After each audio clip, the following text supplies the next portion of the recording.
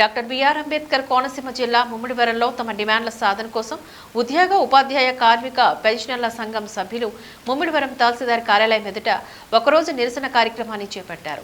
ఎన్నికల ముందర జగన్మోహన్ రెడ్డి ఇచ్చిన హామీలు నిలబెట్టుకోవాలని, తాము దాచుకున్న 25,000 కోట్ల రూపాయలు వెంటనే విడుదల చేయాలని, ఓపీఎస్ రద్దు చేసి సిపిఎస్ ను పునరుద్ధరించాలని వారు డిమాండ్ చేశారు.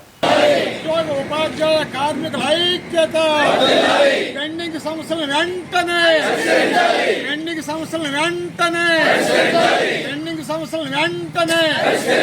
20,000 కోట్ల రూపాయలు బకాయిలను వెంటనే 20,000 కోట్ల.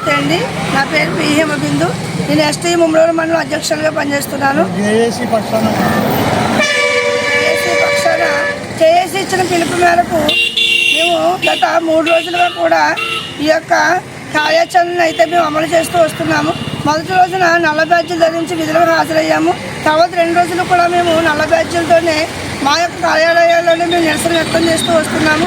ఈ రోజున తాలూకా స్థాయిలో మేము ధర్నాన్ని అలాగే ర్యాలీని కూడా నిర్వహిస్తున్నాము. మా యొక్క డిమాండ్ ఏంటంటే తక్షణమే మా యొక్క ఆర్థిక సమస్యలు వెంటనే పరిష్కరించాలి. ఈ యొక్క డిమాండ్తోనే మేము ముందుకు రావడం జరిగింది. ప్రభుత్వం మేము సొంతంగా ప్రభుత్వం అడిగేది ఏమీ లేదు.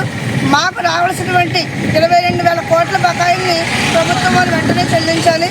అదేవిధంగా అలాగే ఓపీఎస్ని పునరుద్ధరించే దిశగా ఎప్పుడో సీఎం గారు అవ్వకముందు మాట ఇచ్చారు. వచ్చిన వారంలోపే మేము సిపిఎస్ని రద్దు చేసి ఓపీఎస్ పునరుద్ధరిస్తామని మాట ఇచ్చారు. మరి నిన్నాళ్ళైనా తిరిగి మళ్ళా ఈరోజు తాలూకా స్థాయిలో జరుగుతున్న ధర్నా యొక్క ముఖ్య ఉద్దేశం ప్రభుత్వం గత 2018 నుండి ఈవేళ వరకు బకాయి ఉన్న 20,000 కోట్ల రూపాయలను విడుదల చేయాలనే ప్రధానమైన డిమాండ్తో కొనసాగుతుంది. దీంట్లో ముఖ్యంగా 2011 బీఆర్సీకి సంబంధించి పే స్కేల్స్ రిలీజ్ చేయలేదు, ఎరియర్లు ఇంకా ఇవ్వలేదు. అంచేతే 12వ పీఆర్సీ కూడా వేశారు, దానికి విధిగా ఇంకా నిర్ణయించలేదు. అంచేత వెంటనే 30% ఐఆర్ ఇవ్వాలని చెప్పి డిమాండ్ చేస్తారు. ముఖ్యంగా అవుట్సోర్సింగ్ ఉద్యోగులకి వాళ్ళు ఇచ్చే జీతం ఎంత, కానీ సంక్షేమ పథకాలు కూడా వాళ్ళకి వర్తింపజేయట్లేదు. వెంటనే వాళ్ళకి సంక్షేమ పథకాలు కూడా వర్తింపజేయాలి. ప్రభుత్వం ఇచ్చిన మాట మేరకు 5,500 కోట్ల రూపాయలు మార్చి నెలాఖరులోపు విడుదల చేస్తామని చెప్పారు. దాన్ని వెంటనే విడుదల చేయాలి.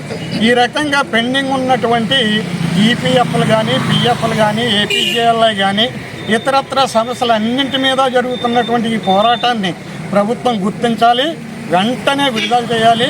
లేని పక్షంలో 27వ తారీఖున చలో విజయవాడ మరొక్కసారి గత నెల ఫిబ్రవరిని గుర్తు చేసేలా ఉంటుందని చెప్పి ప్రభుత్వానికి హెచ్చరిక చేస్తుంది.